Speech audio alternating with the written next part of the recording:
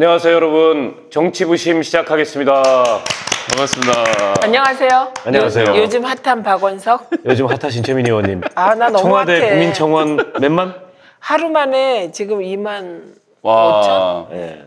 그 청와대 국민청원에서 우리 최민희 의원님 사면 청원이 올라가 어머, 이 있습니다. 아직 얘기부터. 안 하신 분들 지금 말란 김에 빨리 하고 네. 꼭 좀 부탁드리겠습니다. 성탄절 특사기 때문에 지금 시간이 얼마 없어요.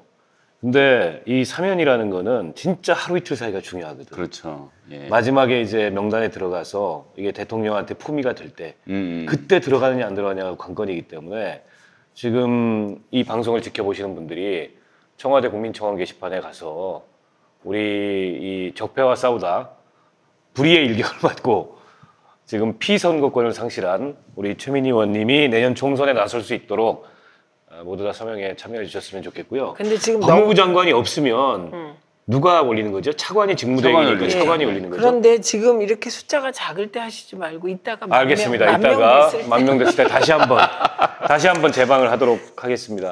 오늘 우리 김용민 PD가 KBS 연말 특집 방송 관계로 지금 방송 끝나고 오고 있는 중인데 채 도착을 못했어요. 그래서 진행자 없이 저희끼리 진행을 하면서 해야 되는데 우리 진행했었잖아요. 민정당. 일단 김용민 올 때까지 네네. 네. 빨리 광고를 하도록 하겠습니다. 네. 이 광고는 목소리 좋은 김성애 소장이 하도록 하겠습니다. 네. 자, 첫 번째 풀무원 얇은 피 만두. 제가 또 만두하면 김만두라고 만두 아주 매니아인데요. 얇은 피 만두는 제가 먹어보면 이제 정말 얇은지 아닌지 알 수 있습니다. 최근 많은 분들께 사랑받고 있는 풀무원 얇은 피 만두가 김용민닷컴에서 최저가로 입점했습니다. 진짜 만두피 얇다. 두께가 0.7mm입니다. 만두피가 얇아서 지금 안에 보시면 이게 속이 다 들여다 보여요. 무슨 만두인지가 정확히 구분이 되네요. 특히 돼지고기는 10mm 깍둑썰기로 가득 넣어서 식감이 끝내줍니다. 고급 만두 전문점에서 먹던 바로 그 만두를 이제 저렴한 가격으로 집에서 편하게 맛보시기 바랍니다.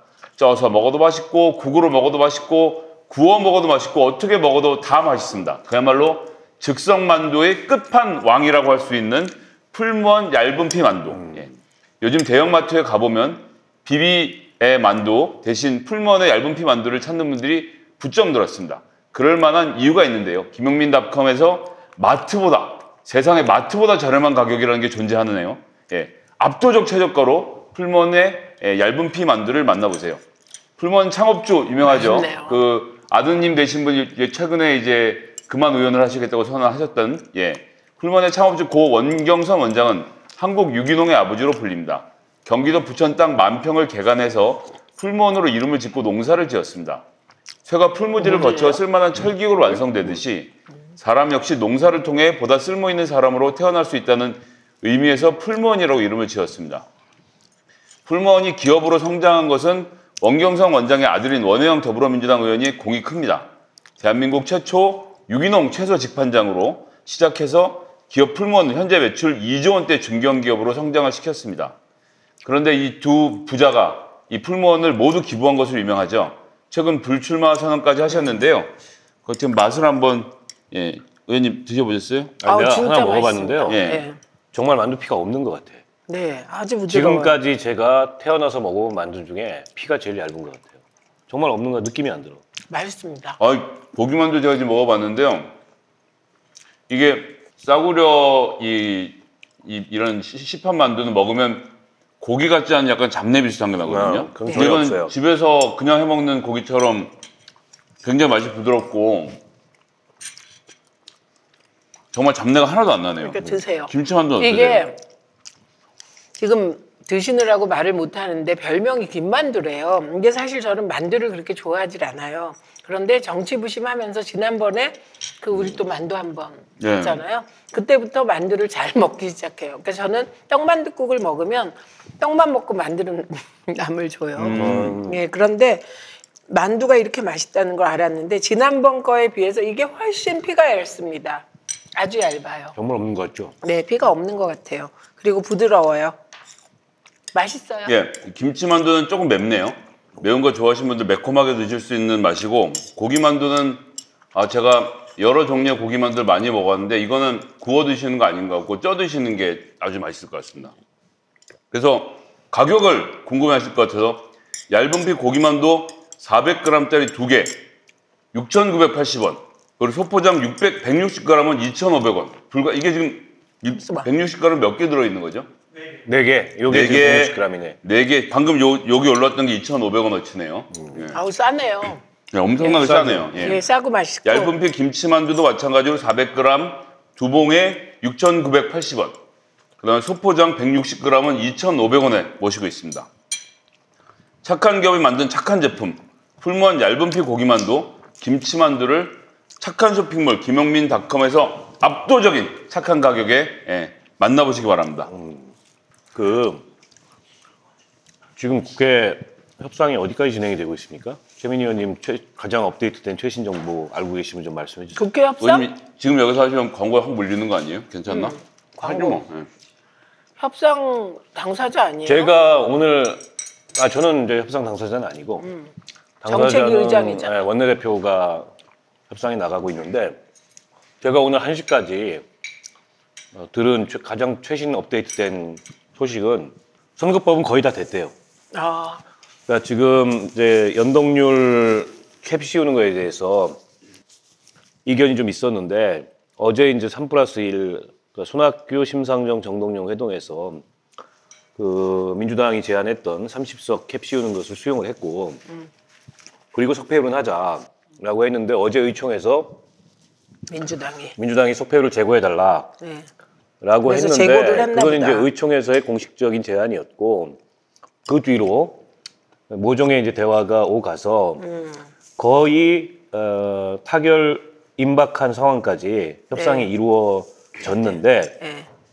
문제는 검찰개혁법안 특히 그중에 검경수사권 조정법안에 대해서 아직 해소되지 않은 이견이 일부 남아 있고 그 내용은 뭐냐면 뭐 검찰이 계속 주장해왔던 바하고 약간 일맥상통하는 부분이 있어요. 그래서 수사 종결권을 경찰한테 1차 수사 종결권을 온전히 줘서는 안 된다. 뭐 이런 주장인데 그에 대해서 민주당과 정의당은 원하는 대로 가야 된다. 이렇게 주장을 하고 있고 일부 이제 나머지 그 4+1 단위들에서 다소는 정리되지 않은 그런 이견들이 우죽순처럼 나오고 있어서 이게 그 협상 발표를 조금은 좀 지연시키고 있는 핵심적인 이유인 것 같고 네. 그리고 이제 그렇다 보니까 민주당 내에서 선거법 처리되고 나머지 안 되면 어떡하냐. 그러니 처리 순서를 좀 조정을 하자. 그래서 확실한 담보를 해야 되지 않겠냐. 라는 의견이 나왔는데 그건 이제 애초에 처리 순서 합의했던 거하고 다르니 제 의견에는 내용상의 이견이 없이 그 검경수사권 조정 법안까지 합의가 된다면 합의문 전체를 쓰고 네. 도장 찍고 네. 뭐 그대로 처리 안 할 수가 있겠어요? 그렇게 하면 정치적 신이라는 차원에서 아무튼 제가 파악하기로는 요 단계까지 와 있습니다. 요 단계까지 와 있는데 갑자기 비례한국당 얘기가 나와가지고 지금 세상을 좀 어지럽히고 있어요. 의원님 너무 본문으로 들어가신 거 아니에요? 아직 우리 광고하는 중인데. 어쨌든 우리가 여기까지 얘기하고 네, 오늘가 너무 먹기만 하면 좀 그러니까 잠깐 중간에 우리가 다소 민감할지도 몰라서 여러분 걱정하셨죠? 저하고 박원석 의원하고 이견으로 혹시 여기서 파이터 막 그 싸우는 거 막. 요즘 저 이제 최근에 김수민 평론가 안 나온다부터 예전만큼 싸우지 않는다고 욕을 많이 먹었어요. 딴 데 가서. 네, 네. 그럴 것 같았는데 지금 이제 먹으면서 막간을 이용해서 잘 정리를 해주셨습니다. 제가 들은 정보도 같고요. 1+4가 원만한 타협을 이루어내야 합니다. 지금 그렇지 않으면 제주는 뭐가 넘고 뭐 어떻게 한다고 자유한국당 좋은 일만 시키면 또 안 되지 않습니까? 네, 그렇습니다. 연말에 뭐 특집이 많아가지고 좀 늦었어요. 죄송합니다. 아니, 그래도 연말에 아니 근데 무슨 방송을 9시간이나 해요? 아니 어제 그래서- 11시간 했다잖아요. 어제 특히 밤에 그 김장환 목사 또 빤스 목사 빤스 목사 때문에 아주 제가 대목을 만났어요. 영국 이코노미스트, 프랑스 르몽드 인터뷰까지. 드디어 세계가 진짜? 주목하기 그래서 시작했군요. 외국 기자가 오셔가지고 어. 번역하시는 분, 이렇게 통역해 주시는 분 같이 오셔가지고 인터뷰를 했는데 그 두 분의 공통 질문이 있었습니다.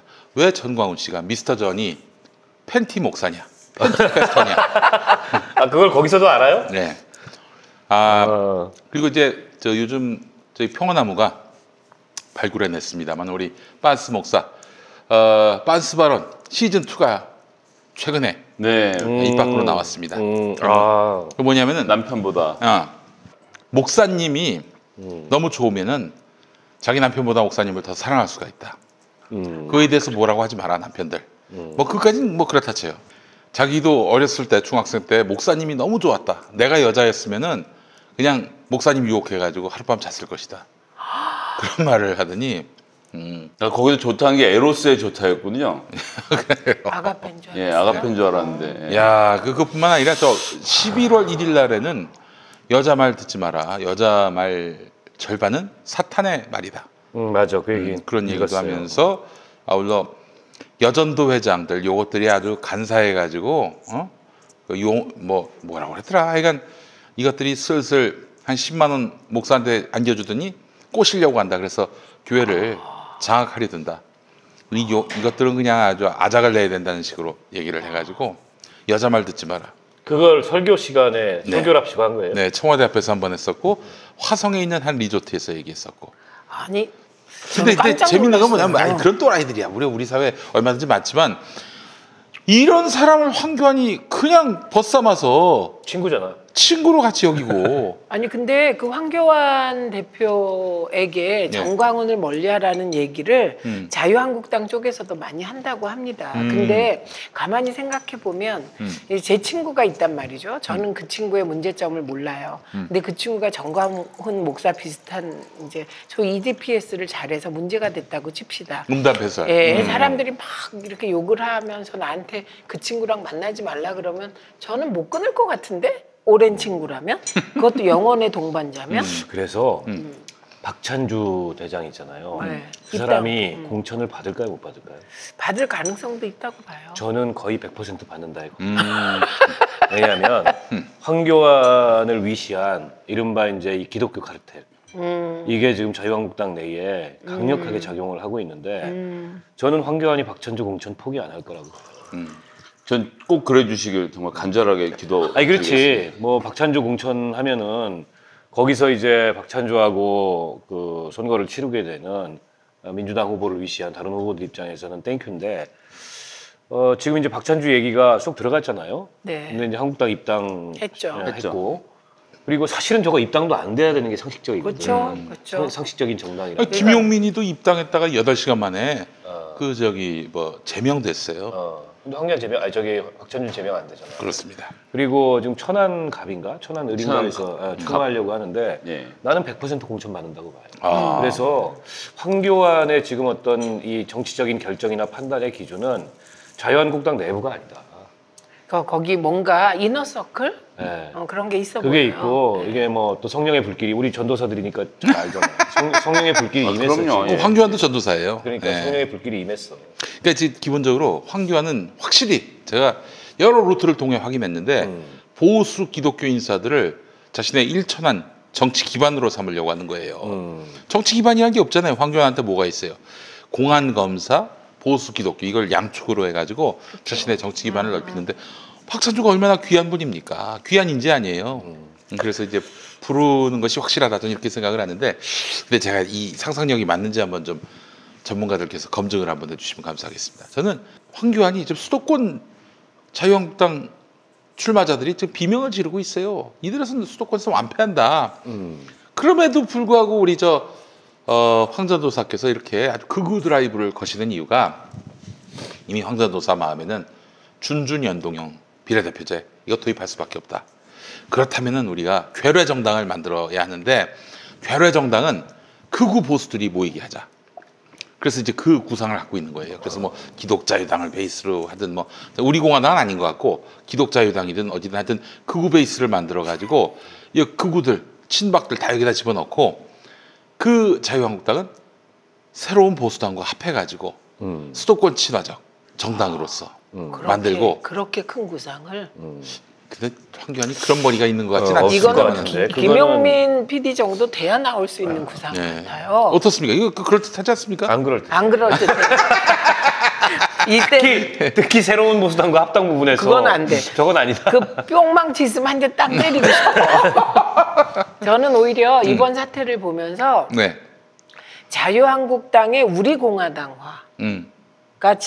진행되면서 유승민 대표와 음. 보수 통합을 하는 것은 상당 부분 어렵게 됐다. 어. 왜냐하면 적어도 유승민 대표 주변 사람들은 저렇게 태극기 휘날리며 성조기 휘날리며 거기에 이스라엘기까지 휘날리다가 그 깃대를 대꼬챙이로 다른 사람들을 찌른다든지 얼굴에 침을 뱉는다든지 머리채를 흔든다든지 그런 폭력행위까지는 받아들일 수 없는 사람들이거든요. 지난번에 자유한국당이 그 국회 본청 앞에서 주최한 집회 태극기 들고 와가지고 난동 네. 피운 날, 그 며칠 전에 우리 공화당이 똑같은 자리에서 똑같은 퍼포먼스를 했어요. 계단 위까지 올라와서 본청 출입문 앞에서 들어가겠다고 하면서 황교안이 그게 굉장히 부러웠던 모양이야. 그때도 국회 방어원들하고 충돌해가지고 아이고. 방어원들 중에 다치신 분도 있어요. 그런데 왜 문제가 안 그리고 나서 근데 이제 그때는 밤에 그랬어. 아주 늦은 밤에. 근데 상대적으로 그때가 아마 주말이었던가 제 기억으로는 금요일인가 그랬고요. 상대적으로 이게 덜 뉴스가 됐어요. 그리고 자유한국당이 그때 모았을 때처럼 그 정도로 많이 오진 않았어요. 근데 조원진이가 그 현장에서 내가 밖으로 목격했거든. 자 이제 갑시다 이러더라고요. 그랬더니 그것도 진짜 똑같이 했죠. 그랬더니 홍해가 갈라지듯이 쫙 갈라져 대열이. 그러더니 자 이제 335 밖으로 나갑시다. 그러니까 정말 335 따라 나가더라고. 이런 모습이 황교안이 되게 부러웠던 것 같아요. 아, 그 홍해바다. 어. 아, 그 일리가 있네요. 그게 이제 전도사 아니 우리 같으면 예. 공화당이 한 퍼포먼스를 따라할 것 같진 않거든. 그렇죠. 그 우리 박노해 시인의 유명한 시 있지 않습니까? 나는 시다. 저 미싱대에 오르고 싶다. 이런 거죠. 예.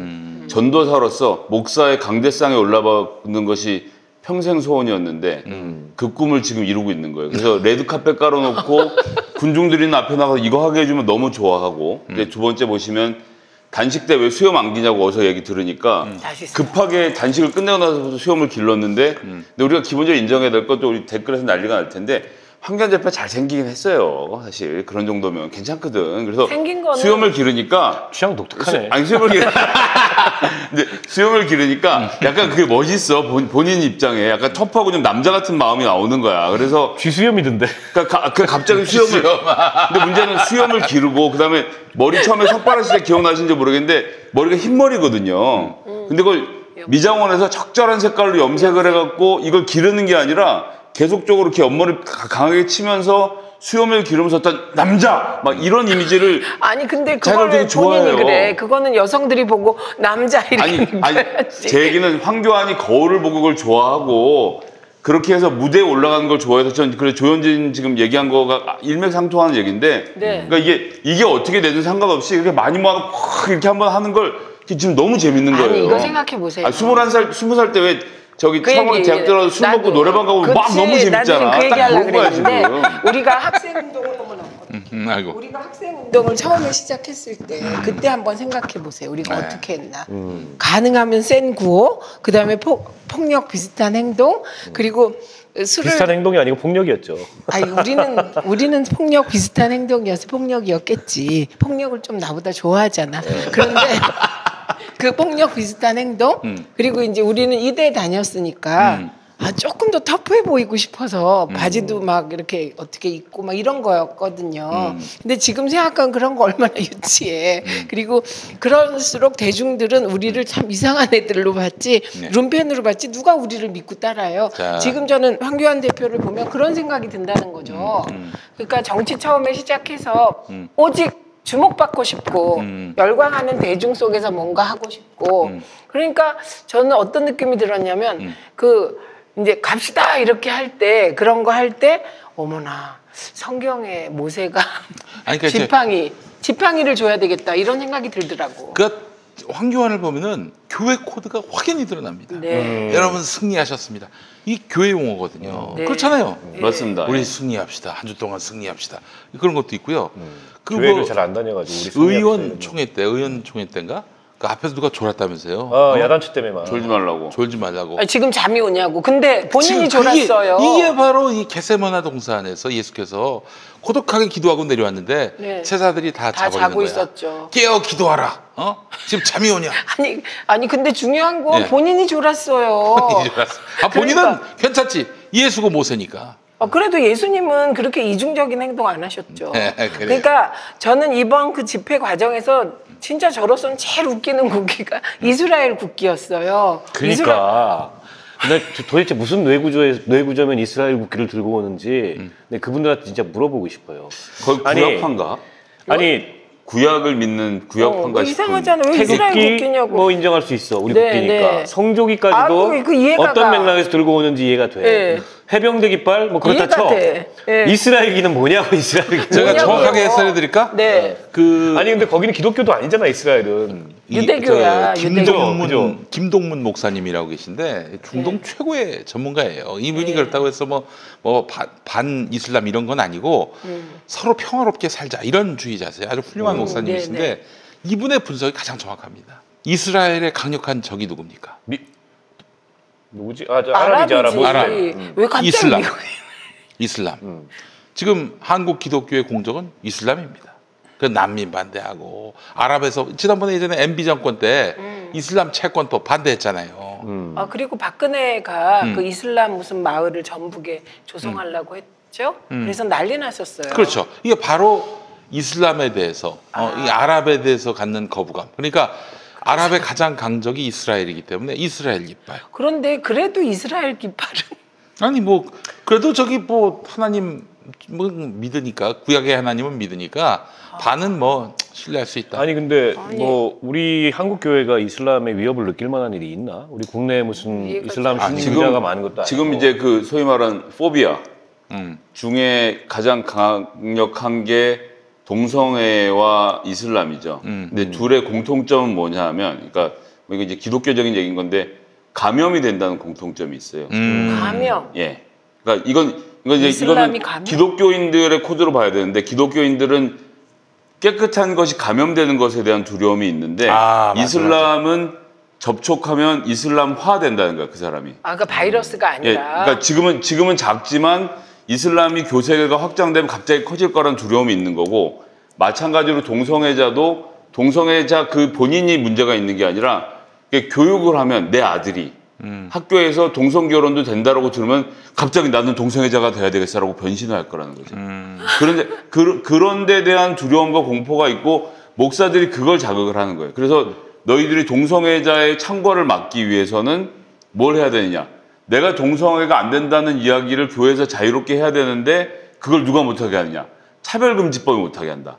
그러니까 차별금지법을 만들면 다 죽여버린다. 이런 거고, 이슬람도 마찬가지로 난민들을 안 받아들이는 것도 그 난민이 들어와서 어떤 한국 여자랑 결혼해서 이렇게 되면 그 주변에 이슬람 사람들이 늘어나면 얘네들이 일부 다처로 우리 한국 여자들을 다 유린할 것이고, 그러면서 이슬람 교인들이 늘어나서 기독교가 멸망할 것이다. 아니, 이게 웃기는 얘기겠지만 실제로 이렇게 생각을 하는 빤스 거예요. 목사가 설교 시간에 뭐라고 한 줄 아십니까?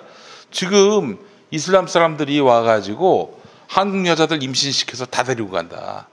그게 뭐 말도 안 되는 얘기 지금 그 그게 가짜 뉴스를 말이 돼요? 아주 정말 뭐 정말 눈 하나 깜짝 안 하고 하고 있어요 지금. 어쨌든 저는 정리하자면 도대체 재정 분리가 된 게 인류 역사에서 언제입니까? 저는 그 빤스 팬티 목사님도 뭐 그럴 수 있다 뭐 하라고.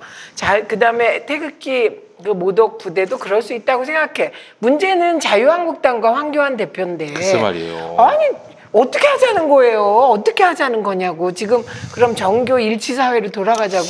이게 완전히 지금 이게 야당이 뭐 좀 조금이라도 좀 그럴 듯해야 될 텐데 이거 완전히 무너지고 이거는 뭐 아주 바닥을 파고 지금 들어오고 왜 있는 그러냐? 상황이어서. 또 분석을 해봐야죠. 예. 우리 시대의 보수가 정체성을 잃고 헤매기 때문이에요. 그래도 정의당, 민주당은 나름대로 지향을 제시해요. 정치개혁은 이렇게 해보자. 복지는 이렇게 해보자. 남북관계는 이렇게 해보자. 지향이 있습니다. 진보개혁에. 근데 우리 보수는 지금 뭐 하는 거예요? 저는 기억에 남는 건 황교안 대표가 정광훈 목사하고 저렇게 하고 폭력적인 행동을 같이 하는 거. 그다음에 두 번째는 무조건 빨갱이라고 하는 거. 그다음에 세 번째는 문재인 대통령 무조건 욕하는 거. 이게 보수의 정체성 같아. 그러니까 이게 일종의 이제 뭐 김세현 의원도 그런 얘기를 했던데 그 그룹 싱킹, 집단 사고에 함정에 빠진 거예요. 네. 그래서 그 내에 그 조금이라도 좀 이 정치적 이성 이런 거는 잘 용납이 안 되는 거야. 그리고 오히려 그런 사람들이 이상한 사람 취급을 받게 되고 지금 황교안이나 이런 사람들이 보이고 있는 이전에 나경원이 보였던 이런 행동이 어떻게 보면은 표준 행동 양식이 된 거예요. 그러니까 남자 막말이 박근혜? 요즘 조금 잦아들었는데 올해 중반 초반 생각해 보세요. 하루에 한 번씩 막말이 나왔어요. 돌아가면서 진짜 돌림 노래처럼. 이게 일종의 이제 그 탄핵에서부터 악화되기 시작한 자유한국당 내의 그 집단 사고의 아주 강력한 흔적이고 난 증거였다고 생각하는데 지금 저렇게 갈수록 태극기 부대화돼 가는 것도 마찬가지예요. 물론 거기 아주 현실적인 이유도 있죠. 저거 아닌 것 같은데도 공천 때문에 말을 못 하는 거잖아요. 예, 다른 자유한국당 의원들이. 의원들이 다 입 다물고 있는 거고 개 중에 좀 이제 그런 사람도 있겠지. 너 언제까지 가는지 한번 보자. 그리고 조금만 이 기회가 오면은 엎어버리겠다. 이런 생각을 하는 일부 뭐 김무성계나 등등이 있을 텐데 근데 쉽지 않아요. 얼마 전에 그 김무성 보좌관이었던 사람이 신동아인가? 네, 저 읽었어요. 신동아에. 네, 신동아에 예, 기고를 했어요. 예. 그 지난 총선 때 공천에 말하자면 내막이지. 네. 정말 그 이홍구하고 당시 전무수석 누구죠? 현기환. 이한구하고 현기환이 하고 박근혜 지시에 따라 만나가지고 리스트를 정했다는 거야. 그래서 청와대 박근혜 대통령의 오더라고 하면서 비례대표 6명, 실명까지 다 나왔더만. 한 명만 떨어지고 된 사람만 나왔어요. 네, 5명. 5명 나왔어요. 실명 다 네. 나왔더만. 근데 그 중에는 심지어 당선권 밖에 있었는데 전날 바뀌었대. 공천 발표하기 전날. 근데 그 이름 얘기하면 안 돼요? 그건 누군지는 모르겠어요. 그 한 명. 나왔어요. 한 명. 신보라. 그 신보라요? 신보라 됐잖아. 아니 그러니까, 아니, 그러니까 신보라 당선됐는데 원래 뒤에 당선권 있었어. 당선권 밖에 외치했는데 있다가 그 끌어올렸다는 전날 거지. 밤 11시에 명단 안으로 들어온 게 신보라였고 그러면 끌려 나간 게 누구야? 그 나간 사람은 사람 누군지 그 사람에 모르죠. 대해서는 그 양반 얘기 안 했죠. 안 했는데 그러니까 6명을 명단이 두 가지가 있어요. 40명 명단인데 이건 살생부. 그렇지. 살생부 명단에 등장한 사람은 유승민. 김용태. 근데 이제 이유가 다 있잖아요. 김성- 유승민은 대통령을 대들어서. 대들어서 안 되고 김용태는 유승민이랑 가까워서 안 되고 김성태는 김무성이랑 가까워서 안 되고 그 다음에 이인재하고 서청원이 재밌어. 이인재하고 서청원은 너무 잘난 너무 반박만 날리면 그리고 나이가 많아. 말이 나올 테니까 알리바이구나, 알리바이. 친박 중에 날리는데 너무 중진이라서 말을 안 들을 가능성이 있으니까 날리고 이 얘기를 실제로 청와대와 김무성 당시 당대표 사이에 중재를 하던 A씨 김무성계의 사람이래요. 근데 이제 청와대 들어서 있던 사람이 와서 그 명단을 그대로 읊으면서 이 사람들 40명은 제외를 해야 되고 아니면 끝까지 공천에 애를 먹여야 된다. 이렇게 얘기를 한 거고 6명의 비례대표 의원은 무조건 집어넣으라고 했던 거고 그중에서 하나를 빼고 강효상, 신보라, 김연아 그다음에 신연애. 예. 최연혜 저기 최연애. 최연혜 저기 철도공사 코레일 사장. 사장이었던. 최연애. 코레일 사장하고 한 사람도 이렇게 5명은 명단에 들어갔다는 김연아. 거죠. 유민봉? 김연아였고. 유민봉. 유민봉. 유민봉까지 해서 유민봉은 다 아시다시피 그 청와대에서 경제수석. 그 이제 수석이었던 네. 거고 강효상은 조선일보. 조선일보 편집국장으로 최동욱의 혼외자 사건 특종을 터뜨려서 최동욱을 날린 장본인이죠. 네. 그리고 그 당시 민정수석이 곽상도. 그리고 곽상도는 대검고등학교 27회, 강효상은 28회. 고등학교 1년 선후배 사이인데 여기서 명단 만들어갖고 최동욱 관련돼서 조선일보 주고 조선일보가 특종 터뜨리고 박근혜가 비례대표 챙겨갖고 데리고 들어온 것으로 추정이 되는 이야기가 나왔던 거죠. 그러니까 뭐 그런데- 어마어마한 거예요, 그런데 진짜. 그 사람이 아니 그런데 얘기한 그 사람 줄기는 얘기는 그렇지. 그 사람 얘기의 핵심은 네. 여전히 그 세력이 자유한국당 그렇지. 내에서 강력하게 예. 또아리를 틀고 있고 잠시 고개를 숙이는 척했다가 황교안을 내세워서 다시 부활한 거죠. 조문들 부활하듯이. 네. 그래서 저들은 끝내 그 내려놓지 않을 거다. 근데 거기서 이제 우리가 거기서 캐치할 수 있는 거는 그러면 박근혜는 그렇게 하려고 그랬어요. 그런데 그때 옥새 들고 나르샤가 생겼잖아요. 김무성 대표였다고. 그러니까 갈등이 일어나게 되잖아요. 마찬가지로 지금 이제 친박이 이제 황교안 대표를 내세워서 뭐 하려고 그래도 황교안 대표 대표잖아요. 그러니까 반드시 갈등이 일어나게 되어 있죠. 그런데 저는 만약에 황교안 대표가 공천 기준을 세우면 그건 또 어쩌면 더 기상천외할 수 있을 것 같아요. 그러니까 지금 세워놓은 공천 기준이 이 장성철 이 양반의 주장에 따르면 친박이 친박 아닌 사람들을 날리기 좋게 해놨다는 거예요. 현역 교체 비율 50%는 50% 친박은 살리고 50% 비박은 날리겠다는 얘기인 거고 저는 여기서 이제 이 얘기가 핵심인 것 같은데 그 기사에서는 박근혜 청와대는 친박 후보들의 당선을 지원하기 위한 선거 베이스 캠프나 다름없었다 이 얘기고 청와대가 그 당시 원하는 건 새누리당이 원나 제1당을 되는 걸 원하는 게 아니라 그치. 80에서 90명 친박 후보가 당선돼서 박 대통령을 결사옹위하는 청와대 거수기당을 만들고 싶었다라는 것이 그 당시 분위기였다는 건데 지금 황교안이 하는 똑같은 게 생각. 똑같은 거죠. 그게 약간 수도권 얘기 하는 거. 수도권 버리고라도 TK랑 PK 쪽에서 정확히 황교안을 중심으로 똘똘 뭉친 사람들만 데리고 가겠다는 거고. 그러니까 이제 이게 어디로 연결이 되냐면 말씀하신 준준연동 형제랑 연결이 된다고 저는 생각하는 게 유승민 걔가 그러니까 자유한국당이 놓치면 그게 전부 다 민주당으로 넘어가는 게 아니고요.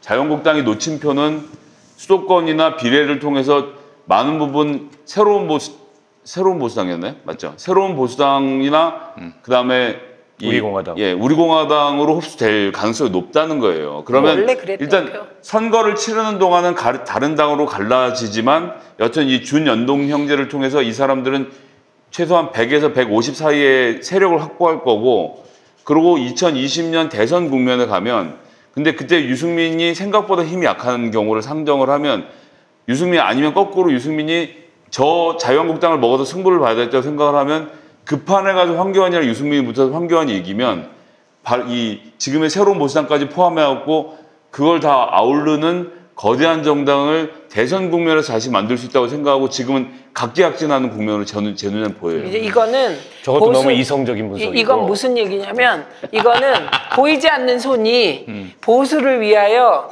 아주 합리적이며 지성적이며 한 목적적으로 작동하고 있다는 걸 전제할 때 가능한 얘기여요.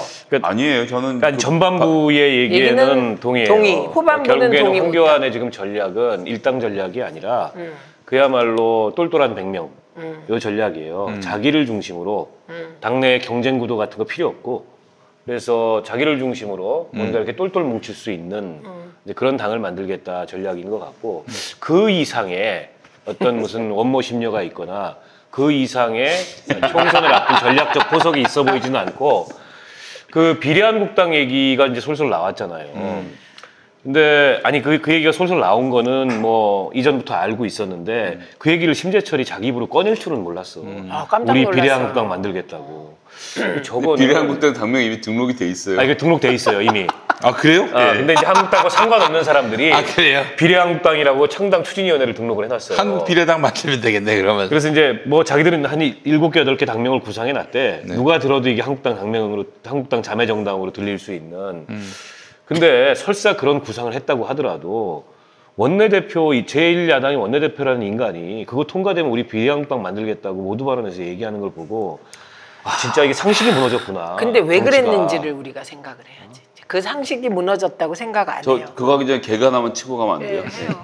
그 지금 자유한국당이 당명 교체로 고민을 하고 있는데 제가 당 이름을 지어드리려고 손혜원 의원은 아니지만 당 이름을 지어드리겠습니다. 그래서 비례한국당을 창당하고 현재 자유한국당은 지역구 한국당으로. 그래서 당을 두 개를 이 쌍끌이로 가면 싹쓸어 먹어 드실 수 있으니까 그렇게 한번 당명 교체를 고민해 보셨으면 좋겠습니다. 네. 근데 저는 이런 것 같아요. 이 정치인들이라는 게 이게 그렇게 큰 틀의 계획을 세우고 막 그런 것 같지만 지금 그럴 수 있는 사람은 정치권에 몇 명 안 돼요. 다들 이게 그 사적 욕망을 공익으로 가려서 자기의 사적 욕망을 잘 포장해서 이제 이렇게 이루어내는 게 이 정치인들이 하는 행태인데 지금 이제 놀랐다는 말은 그런 거예요. 최소한 속으로는 우리가 뒤에서 누굴 시켜서 비례정당을 하나 만들어서 비례표를 흡수해야지라고 생각할지라도 사실 그걸 드러내놓고 안 하는데 자유한국당이 언제부터 이렇게까지 막 말하자면 소위 그냥 막 다 벗고 뛰었냐. 나경원 때부터 그랬어요. 나경원 원내대표가 그냥 우리가 속으로 생각해도 입으로는 말하지 못하는 말들, 행동들을 다 했어요. 예를 들면 조국 그 사태 때 잘했다고 검찰이 개입해서 기소했다고 상 주고 이런 거. 그건 상상할 수도 없는 거거든요. 그럼 그때 나경원은 왜 그랬을까? 황교안 대표와의 경쟁 구도 때문에 그런 거예요. 그렇죠. 지금 심재철 대표가 그 말을 한 것도 저는 지금 계속해서 심재철 대표가 황교안 대표 휘하에서 존재감이 없어졌잖아요. 그래서 나올 수 있다 이렇게 보는 거죠. 어떻게 그런 행동을 합니까? 그러니까 뭐 지난 얘기지만 네. 그 원내대표 임기 연장을 강력히 희망했잖아요. 네. 나경원 의원이. 네. 그거는 단지 원내대표만 하고 싶어서가 아니라 황교안 체제가 무너지고 바로 비대위원장이거든 그렇죠. 본인이. 그렇죠. 이 계산을 넣었던 것 같아. 근데 네. 이제 친박들한테 버림을 받은 거죠. 네. 쉽게 얘기하면. 그리고 친박들은 어쨌든 황교안을 내세워서 지금 이제 대오를 다시 결집하고 스크럼을 짜고 있는데 공천 관련해서 좀 불길한 얘기들이 친박들 입장에서 불길한 얘기들이 떠돌잖아. 네. 신인들한테 얼마 전에 신인 가산점 기준 발표한 거 보셨죠? 네. 그리고 현역 의원 뭐 3분의 1을 날릴 거다, 뭐 50%를 날릴 거다. 근데 이제 김재원이가 그 틈을 잘 파고들었어요. 그래서 유세를 하면서 뭐 우리끼리 흠집 내고 핥히고 이렇게 안 한다. 아주 잘 파고든 거지. 그래서 사실은 저거는 심재철의 당선이기보다 김재원의 당선이에요. 그렇죠. 예. 그리고 김재원이 워낙에 이제 모사인데다가 자칭 전략가이기 때문에 지금 이제 심재철의 그 배후 내지는 심재철의 정무를 김재원이 다 기획을 하는 거고. 심재철은 그냥 한 번 더 당선되는 것 외에는 큰 목적이 없잖아요. 맞아요. 그 사람은 그것 때문에 나온 거고. 그래서 얹혀서 나온 거죠, 거기도. 원래 친박이 아니잖아요, 심재철이. 그럼요. 굳이 따지자면 비박인데, 그리고 친이계에 가까운 사람인데, 이제 친박의 얼굴마담으로 등장을 한 건데, 심재철도 머릿속으로는 지금 그런 계산이 돌 거예요. 황교안이 만약에 자빠지면, 바로 비대위원장. 내가 비대위원장인데? 근데 아니 근데 그러니까- 거기까지 할 수 있는 스케일이 아니에요. 거긴 뭐 80년에 저기 서울의 봄 때부터도 도망갈 국리부터 먼저 하는 사람이라 쭉 인생을 이렇게 살아왔기 때문에 저는 뭐 비대위원장 근데- 꿈도 안 꾸고 그냥 아니, 이번에 한번 근데- 이재정 의원을 꺾고 요번 한 번만 더 해갖고 다음번에 저기 국회의장을 했으면 좋겠다. 이 생각 외에는 다른 생각이 단 일도 없을 거라고 아니, 그냥 근데- 장담할 수 있어요. 근데 사람이라는 게 아, 그게 진짜 예전에 내가 국회의원이면 심재철이 국회의장 되면 사퇴하고 싶을 것 같아. 아니 근데 심재철이 원내대표 되기 이전엔 이 말이 맞아. 그런데 원내대표가 되고 나면 온갖 생각을 다 하게 돼. 견물생심이니까. 예, 그렇게 되니까 그거 뭐 가능성이 뭐 있다고 봐요. 그런데 저는 황교안 대표가 지난번에 우리 한번 그런 얘기 했잖아요. 그래도 정치를 좀 안다. 그게 뭐냐? 아, 정치는 기반이 있어야 된다. 왜 안철수 대표 얘기하면서 그런 얘기 했었어요. 그런데 이제 황교안 대표는 자기가 친박에 얹혀 있다는 거를 알죠. 그럼 얹혀 있는 거 누가 좋겠어요? 다 싫어. 특히 대표가 되면 더 싫어해요. 경험상 보면. 그렇기 때문에 다른 세력이 필요한 거예요. 그래서 정광훈과 계속 손잡고 갑니다. 그리고 이스라엘 기도 계속 같이 갑니다. 그러면 과연 그 신앙 공동체, 재정 일치 공동체와 이제 친박과 저는 뭐 2016년 총선에 버금가는 그런 혈투가 벌어질 거라고 봐요. 그래서 지금 뭐 자유한국당 일각에서는 차명진 전 의원 같은 사람은 황교안이 이 장외와 장내의 애국 세력을 통합시키는 아주 위대한 리더십을 발휘했다. 오늘 페이스북에 그렇게 썼대. 썼고 그게 방송 보도에 뉴스에도 나왔어. 그래서 야 이게 초록이 아무리 동색이어도 뉴스에도 나왔다고. 아 그래요? 초록이 동색이어도 황교안이 그런 행동을 한 것도 좀 기가 막히고 어이가 없는데 그걸 보면서 이게 마치 무슨 뭐 이 불세출의 영웅이라도 등장한 것처럼 극찬한 차명진 의원 저도 잘 알거든요. 방송도 같이 했었고 그 양반도 너무 망가질 대로 망가져. 여기도 잘 알잖아요. 같이 그럼요. 방송했어.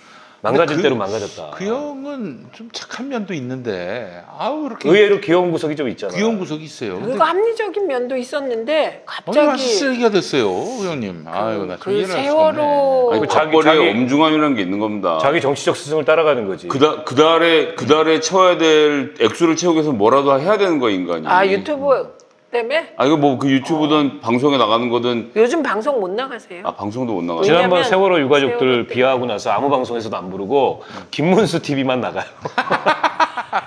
신의 한수 이런 데서는 안 불러요? 예. 하여튼 알겠습니다. 김현